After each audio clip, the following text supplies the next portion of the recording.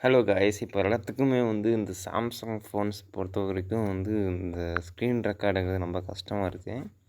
So இந்த separate ஆப்பில் எப்படி ஸ்க்ரீன் ரெக்கார்டு வரும்னு சொல்லிட்டு நம்ம பார்க்க போகிறோம். மேபி சாம்சங்கில் வந்து ஸ்க்ரீன் ரெக்கார்டு வரதுக்கு வாய்ப்பு கிடையாது. அதுக்காக வந்து கேம் ஹப்னு சொல்லிட்டு ஒன்று இருக்கும். கேம்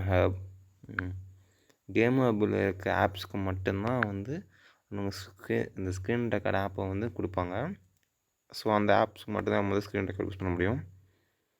ஸோ அது வந்து யூஸ்லெஸ் தான். லைக் நம்ம ஃப்ரீ ஃபயர் எடுத்துக்கலாம். ஃப்ரீ ஃபயர் எடுக்கிறப்போ இங்கே பார்த்தீங்கன்னா நான் இங்கே ஸ்வைப் பண்ணுறப்போ இந்த கேமிங் காமிக்குதுங்களா, அதான் அந்த கேம் கிளிக் பண்ணால் இங்கே வந்து கேமிங்கோட ஆப்ஷன் காமிக்குது. இப்போ அங்கே ரெக்கார்ட் ஆப்ஷன் காமிக்குதுல.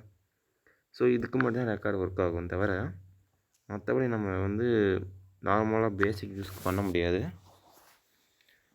ஸோ அது எப்படி நம்ம வந்து பேசிக் யூஸ் பண்ணுறதுக்கு நம்ம வந்து செப்பரேட்டாக ஆப் டவுன்லோட் பண்ணணும்.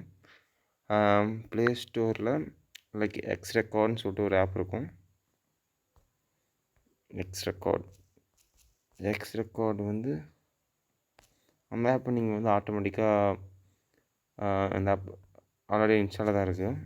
இந்த ஆப்பில் இன்ஸ்டாலில் தான் இருக்குது.